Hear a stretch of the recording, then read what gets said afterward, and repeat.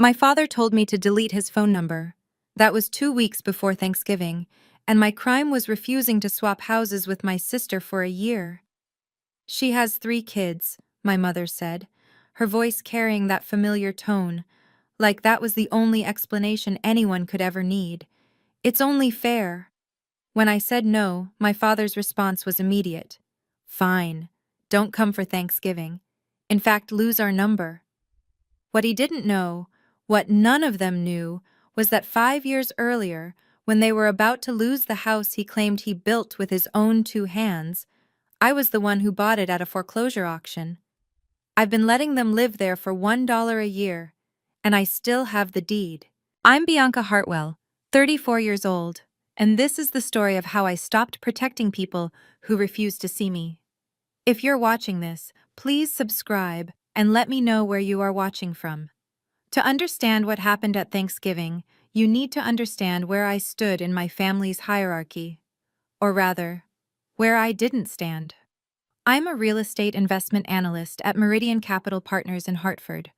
My salary is $127,000 a year. I own the condo I live in, a sleek one-bedroom in West Hartford that my family believes I rent because I've never corrected them. They also don't know about the 3 other properties I own through my LLC, or the investment portfolio I've been building since I was 26. But to my parents, I'm still the unmarried daughter with the little office job. The comparisons with Jennifer started before I could walk. She's 4 years older, married to Derek, a regional sales rep, and mother to 3 kids, Madison, 8, Tyler, 6, and little Emma, 3. In my family's math, that makes her infinitely more valuable than me. I remember my 30th birthday. I just closed a $2.3 million deal at work, my biggest yet. I waited all day for a call from my parents. Nothing. A week later, my mother finally remembered. Oh, we meant to call, honey, but we were busy taking Madison to the orthodontist. You understand? I understood perfectly. Every family gathering, I was the one who stayed late to clean the dishes. Every holiday, I contributed $500 to the family fund, while Jennifer contributed excuses about diapers and school supplies. No one ever said thank you. No one even noticed. The worst part? I let it happen. Year after year, I showed up, smiled, helped, and swallowed every comparison like it was medicine I deserved. Then came the phone call that changed everything. November 14th, 2024. A Thursday evening. I was reviewing a property assessment when my phone lit up with my mother's name and a heart emoji I'd added years ago, back when I still believed the symbol meant something. Bianca, honey, we need to talk about Thanksgiving. I set down my pen. Sure, Mom, what's up? Well, it's about Jennifer. You know how cramped their house is with 3 kids now. Derek's been working extra shifts, and they really need more space. She paused, and I heard the particular intake of breath that always preceded an unreasonable request. We think you should swap houses with her, just for a year. I blinked at the wall of my office. Swap houses? Your condo for her place. She'd move into your apartment. It's so convenient to everything, and you'd stay at their house in Branford. It's bigger, technically, and you're alone anyway, so you don't need— Mom. I kept my voice level.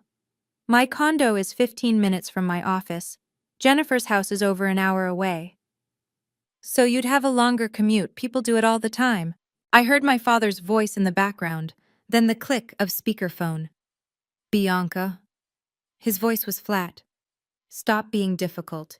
Your sister has 3 children. You have nobody. It's only fair that you help her out. Something in my chest tightened. That old familiar knot. But for once, I didn't immediately start calculating how to make everyone happy. No, I said. I can't do that.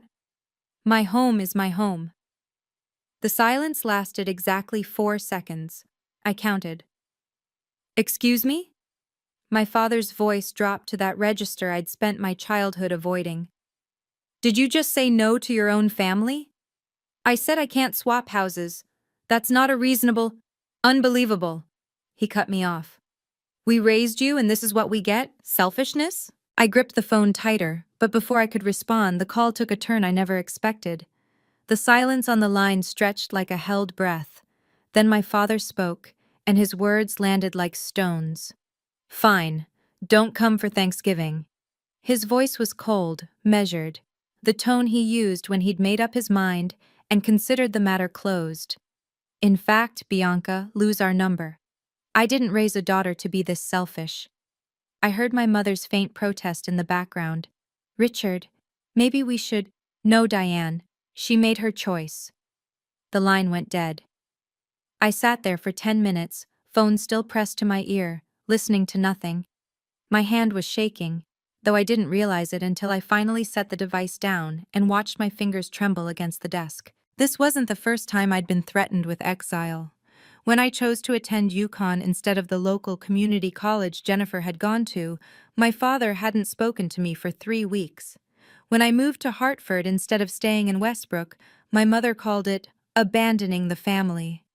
But this was different. Being told to lose their number, as if I were a stranger, a telemarketer, someone who had never mattered. That was new. That was final. I stared at my reflection in the dark window. 34 years old, successful career, financial independence, and my father had just told me I didn't exist anymore. My eyes drifted to the stack of folders on my desk, and one caught my attention. A manila envelope with a small logo in the corner. Hartwell Properties, LLC. My company, my assets, including the 4-bedroom colonial at 847 Maple Grove Lane, where my parents had been living for the past 5 years. The house they believed was still theirs. A decision began to form, one I'd been avoiding for half a decade. To understand what I'm about to tell you, we need to go back 5 years. March 2019. I was 29, 6 months into my first promotion at Meridian Capital. I was still learning to trust my own judgment, still surprised every morning that I had an office with a door that closed. Then my Aunt Evelyn called. Evelyn Marsh was my father's younger sister, the family's quiet success story. She'd spent 30 years as a CPA, married a good man named Howard, and built a comfortable life in New Haven. She was also the only relative who'd ever told me, unprompted, that I was talented. Bianca, we need to talk, in person. Can you come to New Haven this weekend? I found her in her kitchen that Saturday, financial documents spread across the table like evidence at a trial. Her face was drawn, worried in a way I'd never seen before. Your parents are about to lose the house. The words didn't make sense at first. The house on Maple Grove Lane was the center of my father's identity.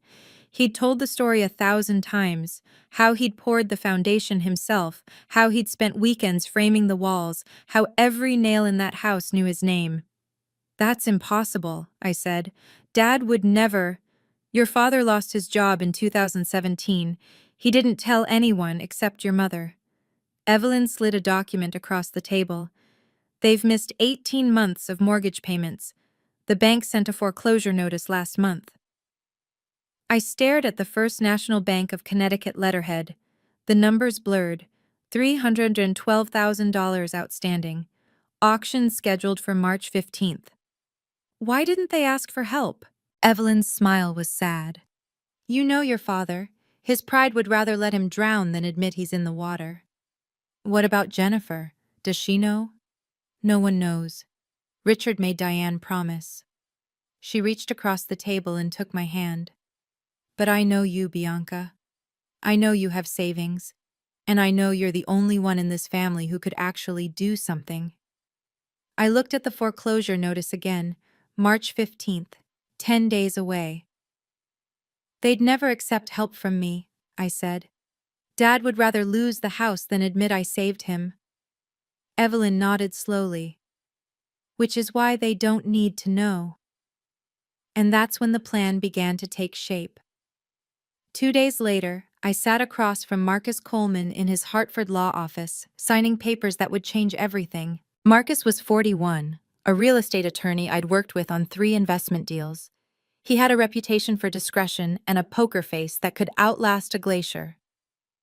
Let me make sure I understand, he said, reviewing my instructions. You want to purchase the property at auction, hold it through an LLC, and then lease it back to your parents without them knowing you're the owner? Yes. At $1 per year. Correct. He set down his pen. Bianca, I've been doing this for 15 years. This is the most unusual arrangement I've ever structured. Can it be done legally? Yes, Hartwell Properties LLC will be the sole owner. You'll be listed as the sole member, but LLCs don't require public disclosure of membership in Connecticut. Your parents will receive paperwork from the LLC, not from you. He paused. May I ask why? I thought about my father, about the man who'd spent my childhood reminding me that Jennifer was the responsible one, the capable one. The man who couldn't admit he needed help from anyone, least of all his disappointing younger daughter. Because if my father knew I saved him, he'd rather be homeless than grateful. Marcus nodded slowly. The lease will include standard terms. I'm adding a clause, Section 7.3, that allows you to terminate with 60 days' notice if there's a serious breach of good faith. He slid the paper across. Just in case you ever need leverage. I signed everywhere he indicated. On March 15, 2019, I won the foreclosure auction with a bid of $287,000. Every dollar I'd saved since graduating college, plus a loan against my 401k. My parents never knew. They believed they'd negotiated a second chance with the bank. And for 5 years, that's exactly what I let them believe. Back to November 2024. 2 days after my father told me to lose his number, I sat in my Hartford office at 7 p.m., staring at a framed photo on my desk. It was from Thanksgiving 3 years ago. The whole family arranged in front of the house, my parents in the center, Jennifer and her kids on one side, me squeezed into the corner like an afterthought. My phone showed 17 unread messages. 3 were from Jennifer. I can't believe you said no. Do you know how much stress you're causing Mom and Dad? And, you've always been selfish, but this is a new low. And, just think about someone other than yourself for once. One was from my mother. Bianca, please reconsider. Don't let something small tear this family apart. You know Jennifer needs this. Nothing from my father, of course. One missed call from a number I recognized immediately. Aunt Evelyn. I called her back. Bianca. Her voice was warm but serious. I heard what happened. Your mother called me, spinning it as you being difficult. Of course she did. I need to tell you something. I was at your parents' house last week, and I saw something in the safe. She paused. Your mother doesn't understand what she's looking at, but I do. Bianca, she's seen the deed. My stomach dropped. What do you mean, seen it? She found the ownership papers. She asked me what Hartwell Properties LLC meant. I didn't tell her anything, but she's confused. She thinks the bank owns the house now. I closed my eyes. 5 years of careful silence, and now, Chao oi, Evelyn said softly, switching to Vietnamese the way she sometimes did when she was being tender. I think it's time. Time for what? Time for you to stop protecting people who refuse to see you. Tell me exactly what happened, I said, leaning back in my office chair. Evelyn's voice was steady, the way it always was when she was laying out facts. 30 years as a CPA had trained her well. I visited last Tuesday. Your father fell asleep after lunch. His back pain has been worse lately. So I was sitting with Diane in the living room. She started complaining about how expensive everything is, how they can barely make ends meet. I waited. Then she said something strange. She said, "At least we don't have to pay rent, since the house belongs to some company now anyway." I asked her what she meant, and she got flustered, said your father had told her not to discuss it. But she did anyway. You know your mother. She went to the safe in the study, your father's safe, and pulled out a document, a deed of trust, Hartwell Properties LLC. She asked me if I knew what it meant. I held my breath. What did you tell her? I told her that LLCs are common for property management and that I'd need to see more paperwork to explain further. She accepted that. She doesn't understand what she's looking at, Bianca. But the deed is there. Deed number 2019 CT47832. Your name isn't visible, but the LLC is. The document I'd hoped would stay buried forever was now sitting in my father's safe, a ticking clock neither of my parents could read. Does my father know she showed you? No. And I didn't tell him. Evelyn paused. But Bianca, listen to me. You've kept this secret for 5 years. You did it to protect their pride. But they just told you to delete their number because you wouldn't give your sister a house that isn't even yours to give. Silence. The way I see it, she continued, you have 2 choices. Keep protecting them and lose yourself, or tell the truth and see who they really are. I stared at the Hartwell Properties folder on my desk. I think I already know who they are. Then maybe it's time they knew who you are. 10 days before Thanksgiving. The silence from my parents was absolute. No calls, no texts, no olive branches. For the first time in my life, I wasn't the one trying to fix things, but Jennifer made sure I knew exactly where I stood. She posted a photo on Facebook. The dining room table at my parents' house covered in autumn leaves and miniature pumpkins.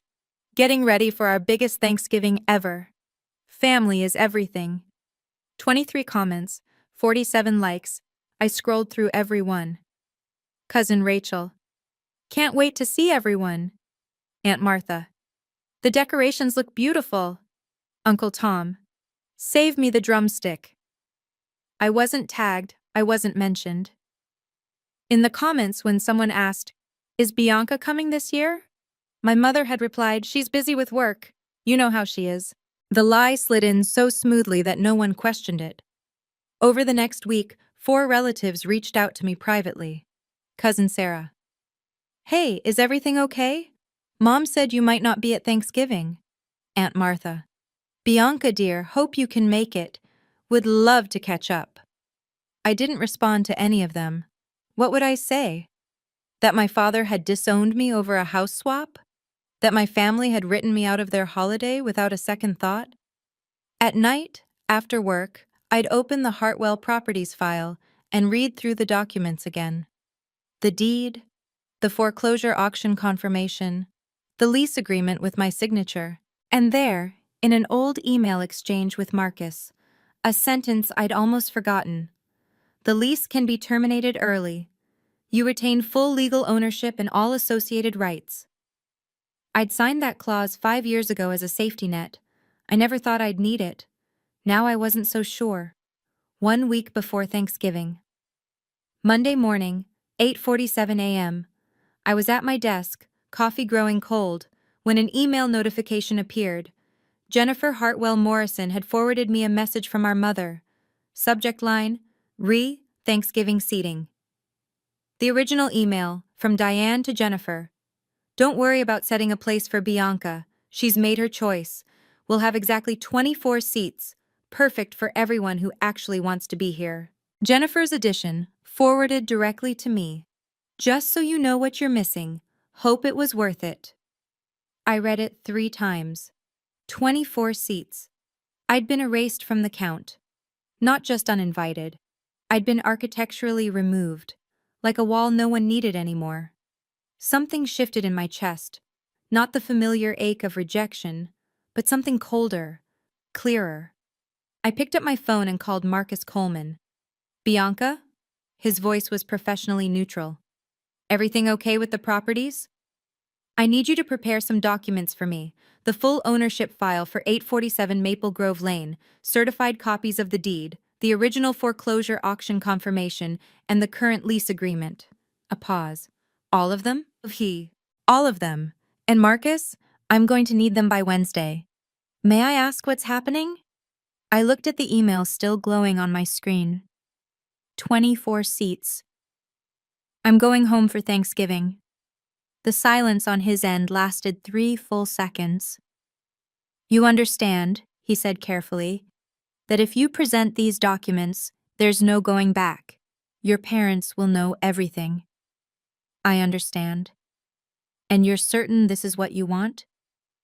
I thought about 5 years of silence, 5 years of $1 rent and holiday contributions, and cleaning up after everyone and being compared to my sister, and being told I was selfish for wanting to keep my own home. I'm certain, I said. They told me to lose their number. I think I'll lose their house keys instead. I booked a flight to Connecticut that afternoon. If you've made it this far, I want to ask you something. Have you ever had to choose between keeping the peace in your family and keeping your self-respect? I'd love to hear your story. Drop a comment below. I read every single one.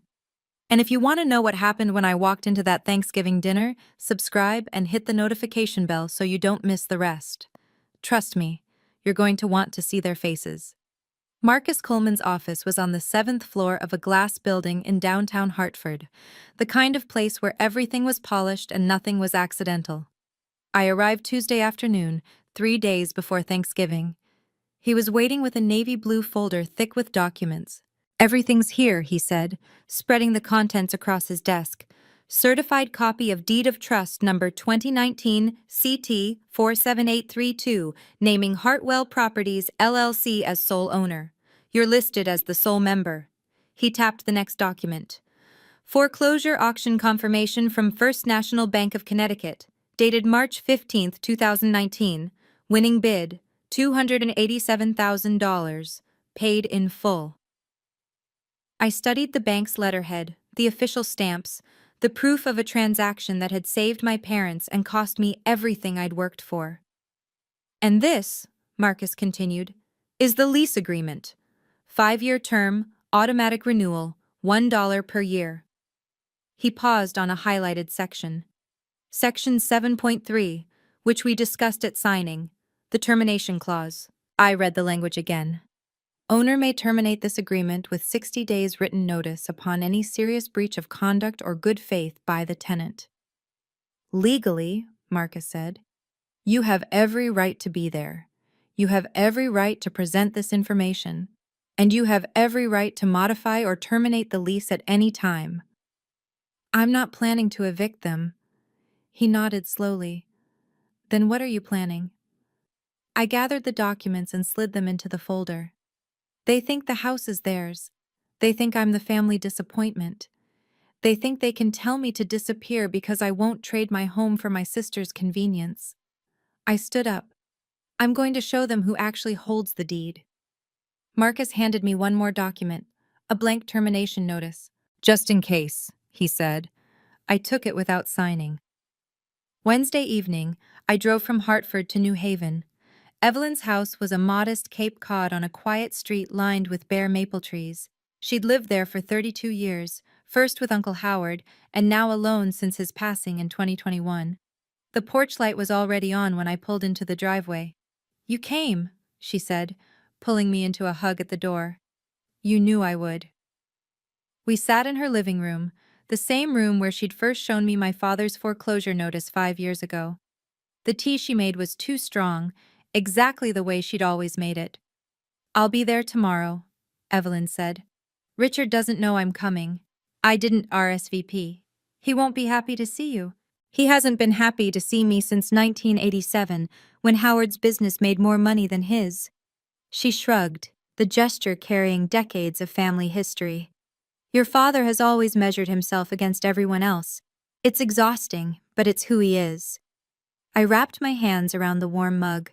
I've spent my whole life trying not to disappoint him, and somehow, I always failed. Evelyn reached across and took my hand. You didn't fail, Bianca. You were never going to succeed because the game was rigged. Jennifer could do no wrong. You could do no right. That was decided before you could walk. So why did you help me save them? Because helping them was never about them. It was about who you wanted to be. She squeezed my fingers.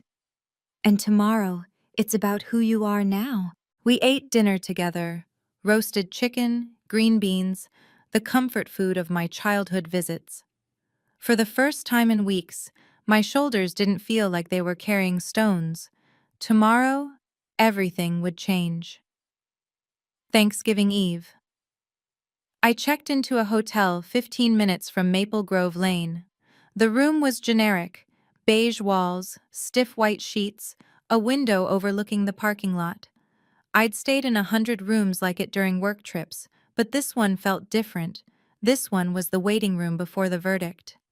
My phone sat silent on the nightstand. 0 messages from my parents, 0 from Jennifer. It was as if I'd already vanished. But other notifications had piled up. Cousin Sarah. Heading to Westbrook tomorrow, will you be there? Aunt Martha. Bianca, dear, I heard you might not make it. Everything okay? I didn't respond to any of them. Not yet. What could I say that wouldn't require explaining everything? I unpacked the Navy folder and spread the documents across the bed. The deed, the auction confirmation, the lease, the blank termination notice I still hadn't signed. Paper evidence of 5 years of silent sacrifice. I picked up the deed and traced my finger over the LLC name, Hartwell Properties. I'd chosen the name deliberately, a quiet assertion that I, too, was a Hartwell. That I, too, belonged to this family. They'd never seen it that way. I walked to the bathroom mirror and studied my reflection. The woman staring back at me wasn't the people-pleaser who'd spent a decade apologizing for existing. She wasn't the little sister who'd accepted every comparison as gospel. She was someone new, or maybe someone who'd been there all along, waiting for permission to emerge. They don't know Evelyn is coming, I said aloud. That's surprise number 1. I gathered the documents and placed them carefully in my bag. Tomorrow, I would be surprise number 2. November 28th, 2024. Thanksgiving Day. I know what was happening at 847 Maple Grove Lane that morning, because I've attended enough of these gatherings to recite the script by heart. 5:00 a.m. My mother, Diane, would have risen in the dark to start the turkey. The 24-pound bird she'd ordered from Patterson's butcher shop, the same size, every year since 1999. 7:00 a.m. My father, Richard, would have taken his position at the head of the dining room table, nursing black coffee and surveying his domain. The house he built with his own hands, the family he commanded, the holiday he controlled. 10:00 a.m. Jennifer and Derek would have arrived with the children, Madison already complaining about her dress, Tyler asking when they could eat, little Emma clutching her stuffed rabbit. Jennifer would have swept into the kitchen and started issuing orders to our mother. No, the cranberries go in the blue bowl, because Jennifer had inherited our father's need to control without inheriting his actual authority. By noon, the first guests would have trickled in. Uncle Tom and his wife Patricia, Aunt Martha, widowed now, bringing her famous sweet potato casserole. Cousins I saw once a year, the Hendersons from next door, who'd known my parents for 30 years. 23 people by my count, not including my parents. 24 chairs arranged around the extended dining table, the card table for the kids, the folding chairs borrowed from the church. No chair for me. I'd already been erased from the seating chart. At exactly 1:45 p.m., while I was still sitting in my hotel room reviewing my documents one final time, Evelyn Marsh rang the doorbell at 847 Maple Grove Lane. She hadn't RSVP'd, she hadn't called ahead, and from what she told me later, the look on my mother's face when she opened the door was worth the 45-minute drive. Evelyn? Diane's voice carried 15 years of tension. We didn't know you were coming. Thanksgiving is for family, Evelyn said, stepping inside. I'm still family, aren't I? I know this part of the story secondhand, from Evelyn's account later that evening. She walked into my parents' house at exactly 1:47 p.m., wearing a charcoal cashmere coat that had cost more than my father made in a week during his working years. It wasn't an accident. Evelyn understood performance. Richard rose from his chair the moment he saw her, his face shifting through 3 expressions in rapid succession: surprise, irritation, and finally a forced smile for the benefit of the relatives already gathered in the living room. Evelyn, his voice was controlled, you should have told us you were coming. I wasn't sure until this morning, she lied smoothly. But I couldn't miss a family Thanksgiving. So many people here, it reminds me of the old days. The reference was deliberate. The old days meant before Howard's business took off, before Evelyn became the quiet success of the family, before Richard's resentment calcified into something that never quite qualified as hatred, but never approached warmth either. She made her way through the crowd, greeting relatives with genuine affection. Uncle Tom hugged her. Aunt Martha kissed her cheek. The children came to show her their new toys, because Evelyn had always been the aunt who remembered birthdays. Jennifer watched from the kitchen doorway, eyes narrowed. "Where's Bianca?" she asked, the question carrying an edge. Evelyn smiled. "I'm sure she'll be here when she's ready."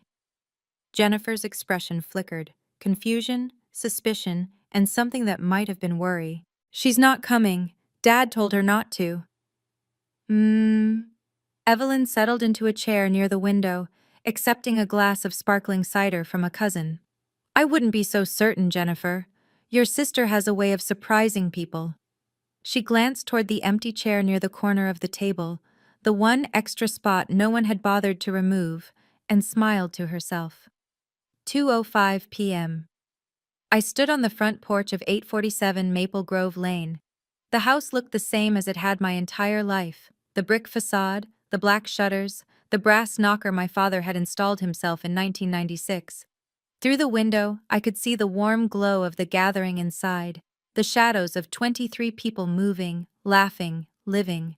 I was holding a navy blue bag containing every document that would change their understanding of the past 5 years. The doorbell chime echoed through the house. My mother opened the door. For a moment, she simply stared, her expression frozen in a kind of disbelief that aged her 10 years in front of me. "Bianca?" "Hi, Mom. I came home for Thanksgiving." Behind her, the murmur of conversation went silent. I could feel the collective attention of the room shifting toward the entrance like a wave gathering force. I stepped inside and closed the door behind me. 23 pairs of eyes tracked my movement. I was wearing a camel coat over a burgundy sweater dress. Professional, polished, nothing like the simple cardigans and jeans I'd always worn to these events before. I'd thought carefully about this moment for 3 days. I wanted to look like someone who deserved to be taken seriously. My father appeared from the living room, his face darkening the moment he saw me. "What are you doing here?" His voice was low, dangerous. "I told you not to come." "You told me to lose your number," I replied, my voice steady. "But you never told me to lose my keys." "Your keys? This is my house. I'll tell you when you're welcome and when you're not." Jennifer materialized behind him, flanked by Derek. "Dad's right, Bianca. You can't just show up after—" I looked past them to the dining room, where Evelyn sat near the window, watching with an expression of quiet confidence. Then I looked at my father. "You built this house with your own hands," I said. "That's the story, right?" His jaw tightened. "Don't mock me." "I'm not mocking you. I'm asking a question." I shifted the bag on my shoulder. "Because I need you to understand. The story you've been telling isn't true." My father's face went through a series of expressions like a slot machine that couldn't quite land on a winner. "What are you talking about?" he said finally. "Of course it's true. I built this house in 1994. Every beam, every foundation, every—" "You built the house," I interrupted gently. "But you don't own it anymore." The room was so quiet I could hear the click of the grandfather clock in the hallway. Jennifer laughed, a sharp, uncomfortable sound. "Now you're just embarrassing yourself. What, you're going to lie to everyone here because you're mad at us?" Uncle Tom shifted in his seat. "Richard, what's she talking about?" My father straightened, his shoulders squaring the way they always did when his pride was at stake. "She's talking nonsense. I don't know what's gotten into her, but this is exactly why I said she shouldn't come. She's always been jealous of Jennifer, always trying to start drama." "I'm not starting drama," I said. "I'm ending it." I opened my bag and withdrew the navy folder. The rustle of paper seemed unnaturally loud in the silence. "In 2019, I continued, this house went into foreclosure. The mortgage hadn't been paid in 18 months. First National Bank of Connecticut scheduled an auction." My mother made a small, strangled sound. That's, that's not, she started. Private family business, my father cut in, his voice hard. And none of it is true. We work things out with the bank. That's all anyone needs to know. I looked at him, really looked at him, the way I hadn't allowed myself to in years. Dad, I said quietly, you didn't work anything out with the bank. You lost the auction. I set the folder on the dining table, right between the cranberry sauce and the basket of dinner rolls. I won it. Nobody moved. The 23 people gathered in that house, aunts, uncles, cousins, neighbors who'd known my family for decades, all stared at the navy folder on the table like it might explode. You're lying, Jennifer said, but her voice had lost its edge. That's impossible. It's not impossible. I opened the folder and removed the first document. This is the deed of trust for 847 Maple Grove Lane, recorded with Hartford County, number 2019 CT 47832. The owner is Hartwell Properties, LLC. My father grabbed for the paper, but I pulled it back. And this, I continued, withdrawing a second document, is the email confirmation from First National Bank of Connecticut, dated March 15, 2019. It confirms that Hartwell Properties, LLC won the foreclosure auction with a bid of $287,000. My mother had started crying, soft, bewildered tears that streaked her makeup. I don't understand, she whispered. The bank said we could stay. They said we had a second chance. There was no second chance from the bank, Mom. I kept my voice gentle, even as my heart pounded. There was only me. I bought the house. I set up the LLC so you wouldn't know it was me, and I let you stay for 5 years at $1 per year. Silence. Evelyn rose from her chair and walked to my side. She's telling the truth, my aunt said, her voice carrying the authority of 30 years in financial accounting. I helped her complete the transaction. I've seen all the original documents. Bianca saved this house when your pride wouldn't let you ask for help. Richard's face had gone from red to gray. He looked at the papers in my hands, then at his sister, then at me. You, he started. But for once, he had no words. I could see the memory surfacing behind my father's eyes. The spring of 2019, when the bank letters had stopped coming, when he'd suddenly announced that everything was worked out, and refused to discuss it further.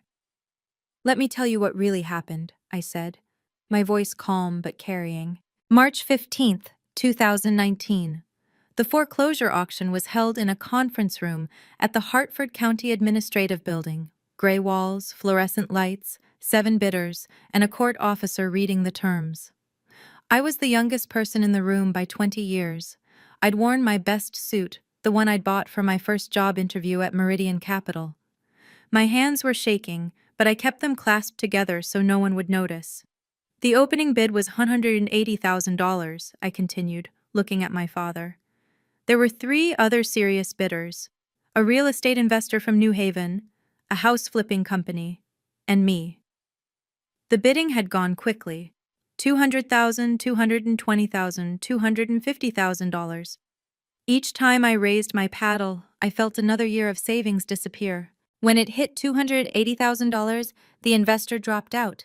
The flipping company bid $285,000. I paused. I bid $287,000, everything I had. The court officer had looked at me like I was crazy, a 29-year-old in a 2-new suit bidding her entire net worth on a house in Westbrook. Sold to bidder number 23, Hartwell Properties, LLC. Back in the dining room, I placed the bank's confirmation email on the table. The header was unmistakable. First National Bank of Connecticut. The subject line, Foreclosure Auction Confirmation. Property, 847 Maple Grove Lane. I bought this house to save you, I said. I set up the LLC so you could keep your pride. I charged you $1 a year so you'd never have to thank me, never even have to know. Jennifer looked like she'd been slapped. Uncle Tom had picked up the email and was reading it carefully, his lawyer's eyes scanning every line. This is real, he said quietly. Richard, this is real. My father still hadn't spoken. The silence in that dining room lasted exactly 11 seconds. I counted every one. Then the narrative my father had built over 25 years began to collapse. Uncle Tom set down the email confirmation and picked up the deed, examining the stamps and signatures with the trained eye of someone who'd practiced law for 3 decades before retiring. "This is legitimate," he said, looking up at Richard. "The property is owned by Hartwell Properties, LLC. It's been owned by them since March 2019. He turned to me. "And you're the sole member of the LLC? "Yes." Aunt Martha pressed her hand to her mouth. "Richard, you told us you worked things out with the bank. You told everyone." "I thought we had," my mother whispered. "Richard said it was handled. He said we didn't need to worry anymore." My father was gripping the edge of his chair like it was the only thing keeping him from drowning. There must be some mistake." His eyes darted around the room, looking for an ally, finding none. "Evelyn, you put her up to this. You've always wanted to humiliate me." "I didn't put her up to anything," Evelyn said calmly.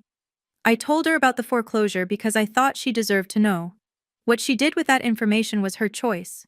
Cousin Sarah, who'd been standing near the kitchen, spoke up.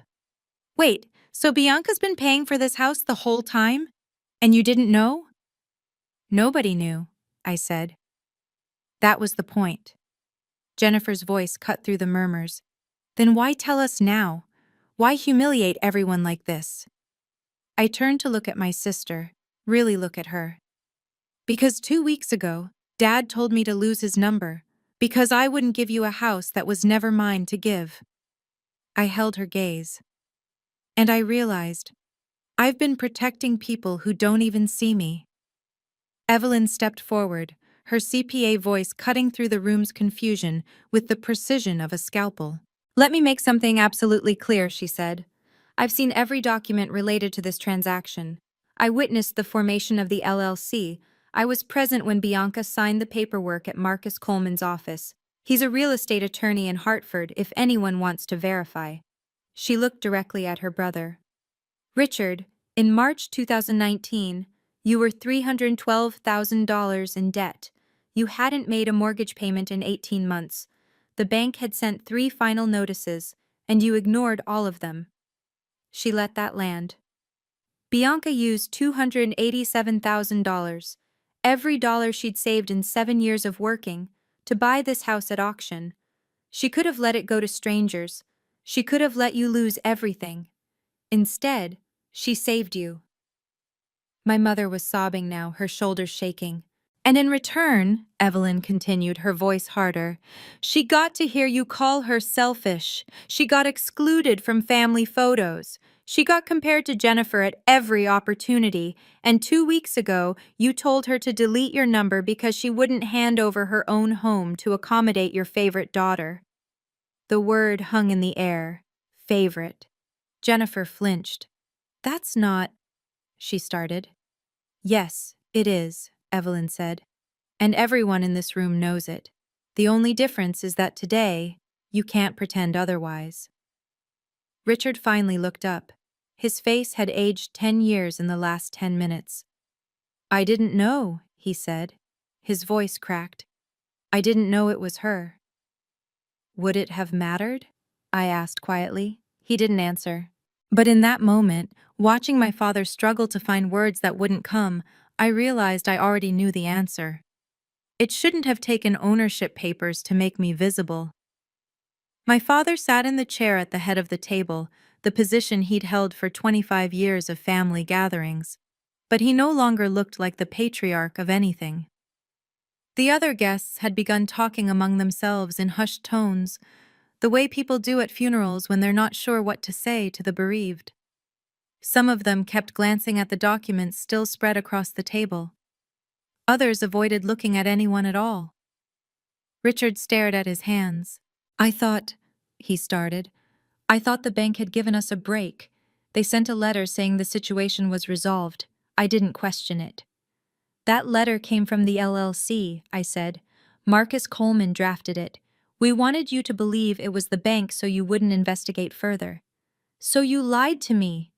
I protected your pride. the same way I've protected it my entire life. He looked up at me then, and I saw something I'd never seen in his eyes before: uncertainty. You spent $287,000, he said slowly. For this house. Yes. And you never asked for anything back, never told anyone. No. He shook his head, like a man trying to wake from a dream. Why? It was the question I had asked myself 1,000 times. Why did I save them? Why did I hide it? Why did I keep showing up to family dinners where I was treated like furniture? Because I loved you, I said. And I thought love meant sacrificing in silence. The words settled over the room. But I was wrong, I continued. Love doesn't mean letting yourself be invisible. Love doesn't mean accepting cruelty as normal. And love definitely doesn't mean handing over your home because your sister wants more space. My father's head dropped. For the first time in my life, I wasn't the one looking away. Jennifer stood frozen in the kitchen doorway, her children huddled behind her, sensing the tension, even if they didn't understand it. I didn't know about any of this, she said. Her voice had lost all its usual authority. How was I supposed to know? You weren't, I replied. But you didn't need to know about the foreclosure to treat me decently. You didn't need financial records to stop comparing yourself to me at every opportunity. I never. Thanksgiving 3 years ago. You told everyone I was married to my job because I couldn't find a man. My birthday last year. You forgot, and when I reminded you, you said it wasn't a big deal because I didn't have kids to celebrate with anyway. I paused. Should I keep going? Jennifer's cheeks flushed red. Derek, standing behind his wife, shifted uncomfortably. Maybe we should all take a breath here. I've been taking breaths for 10 years, I said. Deep breaths, calming breaths, let it go breaths. I'm done breathing through being treated like the family afterthought. Jennifer's eyes filled with tears, actual tears, not the performative kind she used when she wanted something. I was jealous, she whispered. You got to leave. You got to build a life. I stayed and I had kids and everything was so hard, and Mom and Dad always talked about how successful you were behind your back. And you thought making me feel small would make you feel bigger? She didn't answer. She didn't have to. I'm not here to punish you, I said, but I'm also not here to pretend anymore. You asked me to give you my home. Dad told me to disappear, and I'm done being the person who says yes to everything just to keep the peace.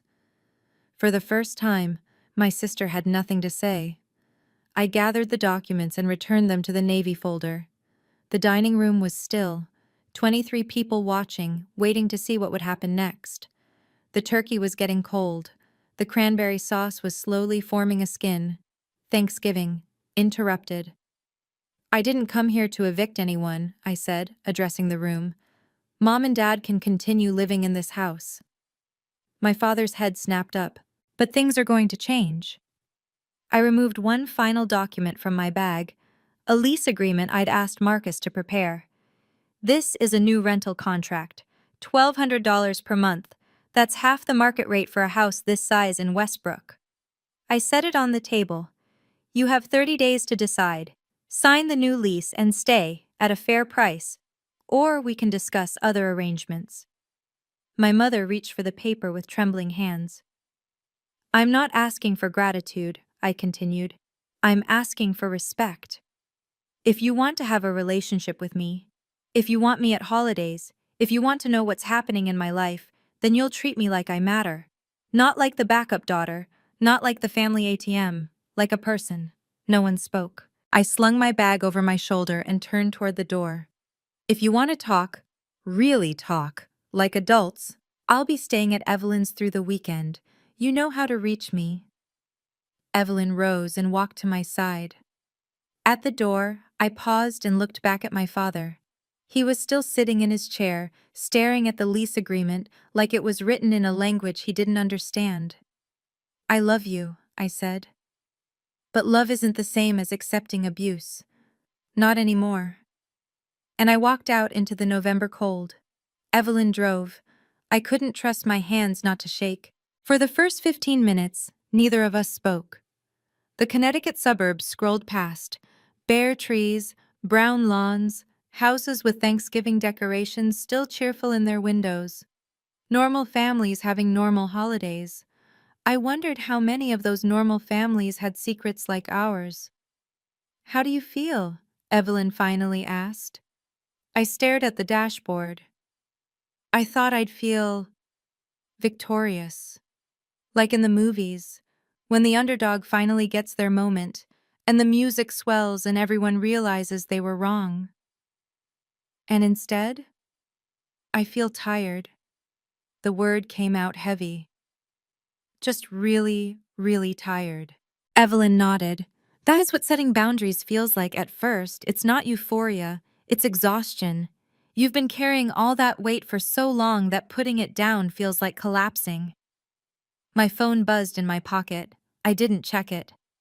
"Do you regret it?" Evelyn asked.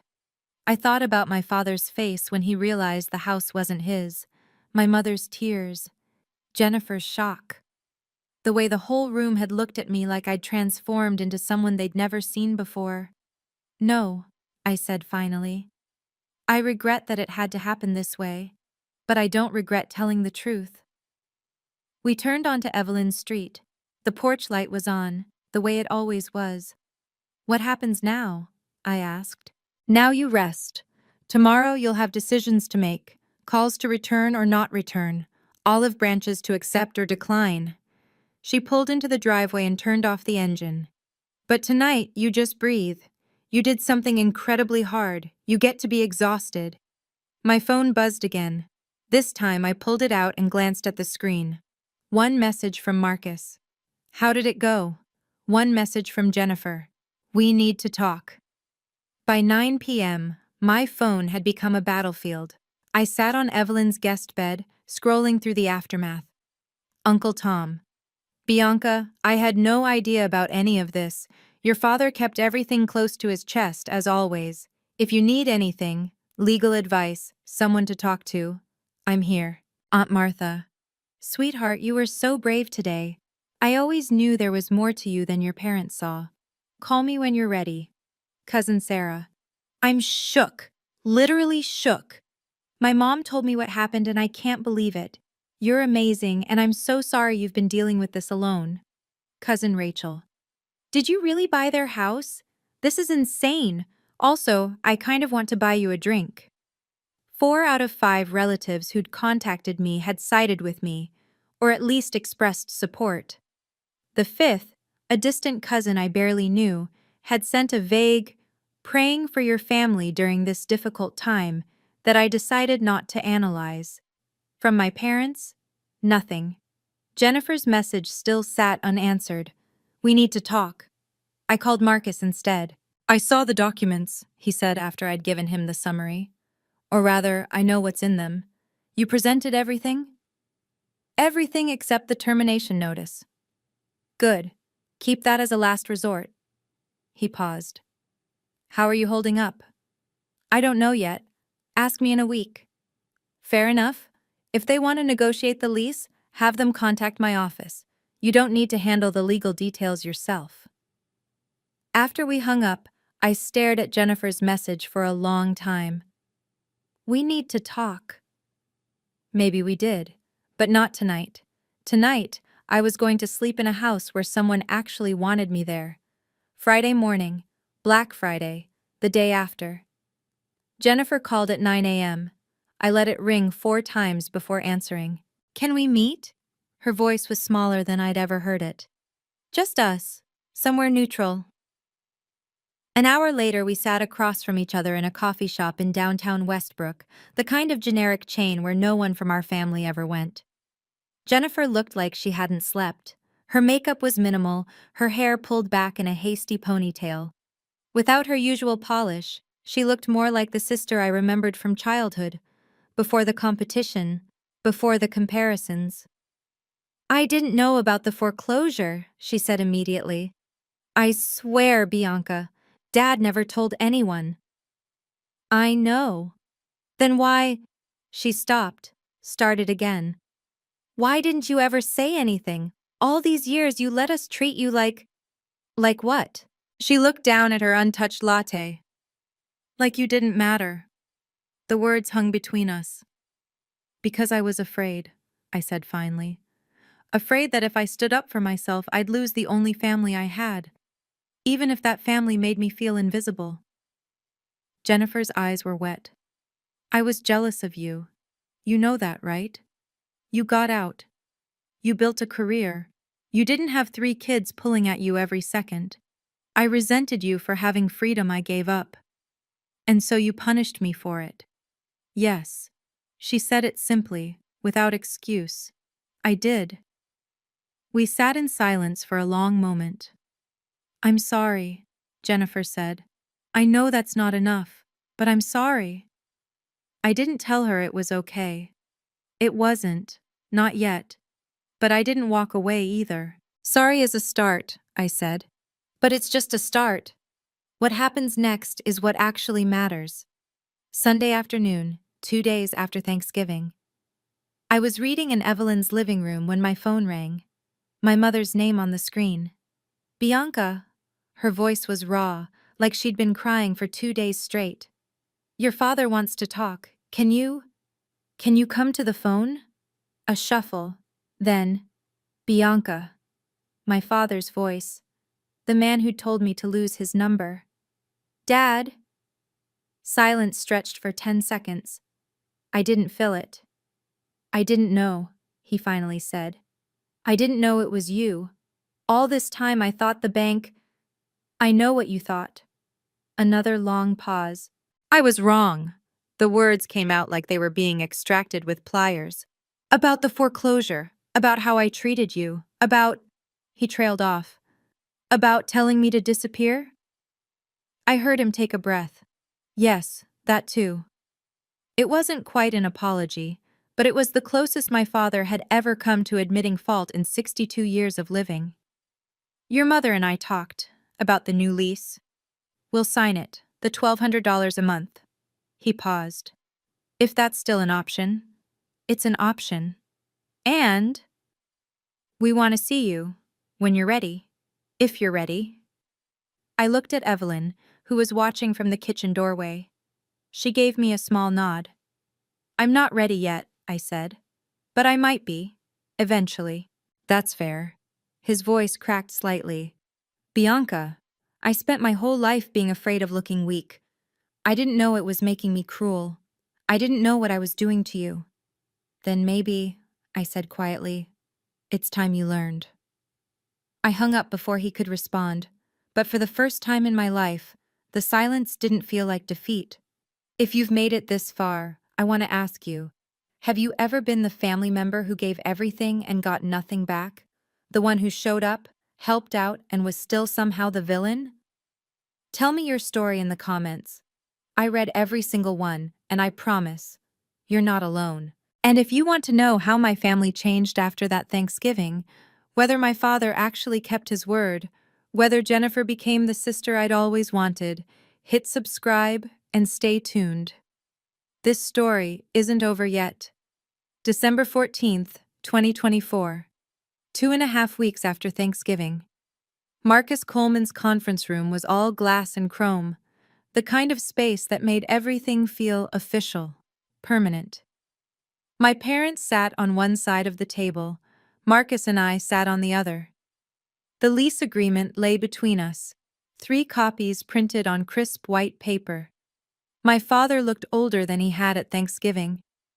The past few weeks had stripped away some of the bluster, left behind a 62-year-old man who was finally seeing himself clearly. Before we sign, Marcus said, I want to confirm that everyone understands the terms. $1,200 per month, payable on the first of each month. 2-year lease with option to renew. Standard maintenance responsibilities for the tenants. Any questions? My father shook his head. My mother reached across the table and touched my hand. Thank you, she whispered, for not putting us on the street, for giving us another chance. This isn't charity, I said gently. This is a fair arrangement. You'll be paying rent. I'll be the landlord. That's a business relationship. I know, but it's It's also you not giving up on us. After everything. I didn't know what to say to that, so I just nodded. Richard picked up the pen and signed his name on the first lease. Careful, deliberate strokes. Diane signed beside him. Marcus notarized each copy. When it was done, we stood outside the office building, the December wind cutting through our coats. "We'll do better," my father said. It was the closest he'd ever come to a promise. "I don't know how yet, but we'll try." I looked at him, really looked, and saw something I'd never seen before: effort. "Trying is a start," I said, and for the first time, I believed it might be enough. I drove back to New Haven that evening to see Evelyn before returning to Hartford. Her house smelled like cinnamon and wood smoke. The fireplace had been lit, and she'd made tea the way she always did, strong enough to stand a spoon in. "So it's done," she said, settling into her armchair. "The lease is signed. They'll start paying in January." "And how do you feel?" I wrapped my hands around the warm mug. "Lighter, like I've been carrying a suitcase I didn't even know I was holding, and I finally set it down." Evelyn smiled. "You know, I never did the same with Richard. All those years of his condescension, his little comments about Howard's success. I just smiled and let it go." "Why?" "Because I told myself it was easier. Because I convinced myself that keeping the peace was more important than keeping my dignity." She shook her head slowly. "I was wrong. The peace I kept wasn't peace at all. It was just silence." I thought about my own years of silence, the swallowed hurt, the unacknowledged contributions, the constant choosing of family harmony over self-respect. "You did something I never could," Evelyn continued. "You stood in that room and told the truth, even though it would have been easier to stay quiet. That took courage I didn't have at your age." "I learned from you," I said. "You were the one who told me about the foreclosure. You gave me the choice. I gave you information. The courage was yours." We sat together in comfortable silence, the fire crackling softly. "What happens now?" Evelyn asked. "I go back to Hartford. I go back to work. I build a life that's actually mine, not one I've been performing for other people." "That sounds like a good plan." "It sounds like freedom." March 2025, 3 months after Thanksgiving. The promotion came through on a Tuesday afternoon. Senior analyst, effective immediately. Salary, $145,000. Private office with a window. The recognition I'd been working toward for 5 years. I celebrated alone that evening with a glass of wine and a quiet sense of satisfaction. No need to call home and wait for approval that would never come. No need to wonder if they'd find a way to diminish it. The achievement was mine, and that was enough. Other changes had accumulated, smaller, but no less significant. My 5th investment property closed in February, a duplex in Hartford's West End that I'd been watching for 18 months. The portfolio I'd built in secret was becoming harder to hide, not that I was trying anymore. My parents paid their rent on time, January 1st, February 1st, March 1st, $1,200, deposited directly into Hartwell Properties LLC's business account. I never mentioned it when we spoke, and neither did they. It was simply understood, a new arrangement, a new kind of family. Jennifer texted me every week, small things mostly, photos of the kids, updates about her day, questions about my work that she actually listened to the answers for. We weren't close, not yet, but we were present. Derek called once, unexpectedly, just to thank me. "You gave us a chance to be better," he said. I know it didn't feel like a gift at the time, but it was. I'd spent so long measuring my life against my family's expectations that I'd forgotten what it felt like to measure it against my own. Now, for the first time, I was ahead, and the only person whose approval mattered was the one looking back at me in the mirror. April 2025. My 35th birthday. I made a decision. I would go back to Connecticut, but on my own terms. No gathering at my parents' house. No pretending things were normal when they weren't. Instead, I booked a private room at a restaurant in Westbrook, neutral ground, and invited only the people who'd actually shown up for me. The guest list was small. Evelyn, of course, Uncle Tom and Aunt Patricia, Cousin Sarah, who'd become an unexpected ally. And yes, my parents and Jennifer and Derek. The children stayed home with a babysitter. It was the strangest birthday dinner I'd ever had. We sat around a table set for 10, eating salmon and risotto while navigating the new geography of our family. My father spoke less than usual. When he did speak, he asked questions about my work instead of offering opinions. It was awkward, clearly rehearsed, but it was effort. Real effort. Jennifer brought a gift, a photo album she'd assembled herself, filled with pictures from our childhood, images I'd never seen before. The two of us building sandcastles, sharing a popsicle, sleeping curled together on a couch. "I found these in Mom's attic," she said. "I thought you should have them." I turned the pages slowly, seeing a version of us that existed before the competition began. "Thank you," I said. And I meant it. At the end of the evening, my mother hugged me at the door. "I'm sorry," she whispered into my shoulder. "I'm sorry I didn't protect you." It was the first time she'd ever apologized directly. I didn't say it's okay. It wasn't, not completely. But I hugged her back. "We're trying," I said. "That's what matters now." And for the first time, it actually felt true. Summer 2025, 6 months after Thanksgiving. I sat in my Hartford condo, the one my family had once dismissed as a tiny rental, looking out at the city lights and thinking about everything that had changed. 6 months ago, I would have done anything for my family's approval. I would have swapped homes with Jennifer. I would have continued paying $500 a month to a family fund that never thanked me. I would have kept saving a house from foreclosure while pretending it wasn't mine, just so my father could keep his pride. I would have stayed invisible forever, if that's what it took to belong. Now, I understood something I wished I'd learned years earlier. Belonging shouldn't cost you yourself. The deed to 847 Maple Grove Lane still sat in my safe, along with all the other documents Marcus had helped me organize. I didn't keep it as a weapon or a reminder of what I'd sacrificed. I kept it as proof. Proof that I was capable of more than anyone had ever given me credit for. Proof that I existed, even when no one was looking. My phone buzzed. "Evelyn. Lunch Saturday? I found a new restaurant in New Haven you'd love." I smiled and typed back. "Wouldn't miss it." Family, I'd learned, wasn't about blood or obligation. It was about the people who showed up when you needed them, who stood beside you when you finally decided to stand up for yourself. Evelyn had been that person. Marcus, in his way, had been that person.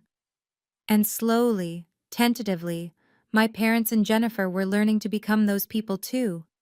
It wasn't the family I'd grown up with. It was the family I was building. And for the first time in my life, I got to choose. Christmas 2025. 1 year after everything changed. I drove to Connecticut on Christmas Eve, but not to Maple Grove Lane. Instead, I parked in front of Evelyn's Cape Cod in New Haven, where the porch light was already glowing and the windows were fogged with warmth. The guest list was small this year, by my choice. Evelyn, Cousin Sarah and her husband, Uncle Tom and Aunt Patricia. A few close friends from Hartford who'd become my chosen family over the past 12 months. My parents weren't there. Jennifer wasn't there. We weren't estranged. Not exactly. They'd been invited to Evelyn's for Christmas Eve, and they'd declined, preferring to spend the holiday at their own house. It was progress in a way. They'd stopped expecting me to always come to them. But I sent gifts anyway. A cashmere scarf for my mother, a bottle of my father's favorite bourbon, a spa certificate for Jennifer because she deserved something for herself. And I sent a card too. My handwriting on ivory paper. "Merry Christmas. Love, Bianca. No conditions, no expectations, just an open door." My father texted back that evening while I was laughing at something Evelyn had said over dinner. "Thank you, sweetheart. Merry Christmas. I love you." I stared at those words for a long moment. 5 words that would have meant everything to me a year ago, that I would have done anything to hear. Now, They were just words. Nice to receive, not necessary to survive. I set down my phone and rejoined the conversation, surrounded by people who'd earned their place in my life. The snow was falling outside, the fire was warm, and for the first time in 35 years, I was exactly where I belonged. Not because I'd earned it through sacrifice, because I'd finally learned to choose myself. Thank you for staying with me until the end. If you've ever felt overlooked by your family, if you've been the one who gives everything and gets nothing back, I want you to know, you deserve better. Setting boundaries isn't selfish, telling the truth isn't cruel, and choosing yourself isn't abandonment. If this story resonated with you, please hit the like button and subscribe. It helps more than you know. And if you're ready for another story about standing up for yourself, check out the video linked in the description below. I think you'll find it speaks to you too. I'm Bianca Hartwell. Thank you for listening, and remember, you don't have to set yourself on fire to keep someone else warm.